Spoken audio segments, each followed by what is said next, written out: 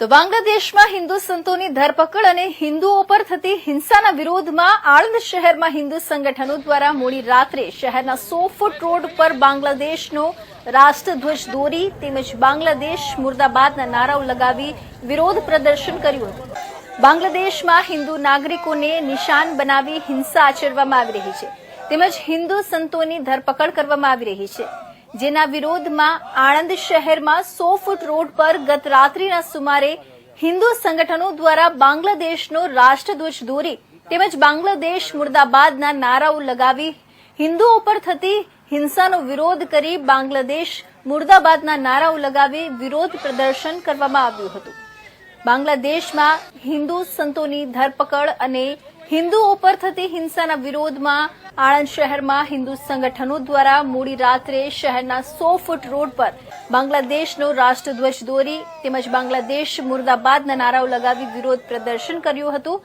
બાંગ્લાદેશમાં હિન્દુ નાગરિકોને નિશાન બનાવી હિંસા આચરવામાં આવી રહી છે તેમજ હિન્દુ સંતોની ધરપકડ કરવામાં આવી રહી છે, જેના વિરોધમાં આણંદ શહેરમાં 100 ફૂટ રોડ પર ગત રાત્રિના સુમારે હિન્દુ સંગઠનો દ્વારા બાંગ્લાદેશનો રાષ્ટ્રધ્વજ દોરી તેમજ બાંગ્લાદેશ મુર્દાબાદના નારાઓ લગાવી હિન્દુઓ પર થતી હિંસાનો વિરોધ કરી બાંગ્લાદેશ મુર્દાબાદના નારાઓ લગાવી વિરોધ પ્રદર્શન કરવામાં આવ્યું હતું।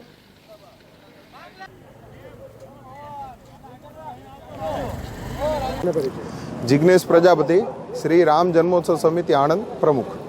जी आज बांग्लादेश झंडो रोड पर दौरी बांग्लादेश विरोध करवामां आवी रह्यो छे, शुं कारण? बांग्लादेशમાં હાલમાં આપણે જોઈએ છે કે ઘણા સમયથી જ્યારથી ત્યાં સત્તા પરિવર્તન થયું અને બાંગ્લાદેશી જે વિધર્મીઓ છે એના દ્વારા જે બાંગ્લાદેશમાં રહેતા હિન્દુઓ છે એના ઉપર અત્યાચાર થઈ રહ્યો છે, એના કારણે આજે અમે બાંગ્લાદેશનો વિરોધ કરવા માટે આ રોડ ઉપર ઝંડો દોર્યો છે। બીજું સાથે સાથે ત્યાં આગળ એવું પણ જાણવા મળ્યું છે કે યુનિવર્સિટીઓમાં ભારતનો ઝંડો એમના પગ નીચે આવે એ રીતે એમને દોરેલો છે। એટલા માટે જ અમારે આજે કરવું પડ્યું છે કે અમે આ પ્રકારે બાંગ્લાદેશનો વિરોધ કરી રહ્યા છે અને અમારા ત્યાં આગળ વસતા હિન્દુ ભાઈઓને ન્યાય મળે અને ભારત સરકાર પણ એમને સહયોગી બને એવી અમારી અપેક્ષા છે અને એ જ કારણથી આજે અમે આ બાંગ્લાદેશનો ઝંડો રોડ ઉપર દોરીને વિરોધ કર્યો છે। નારેબાજી પણ કરવામાં આવી હતી?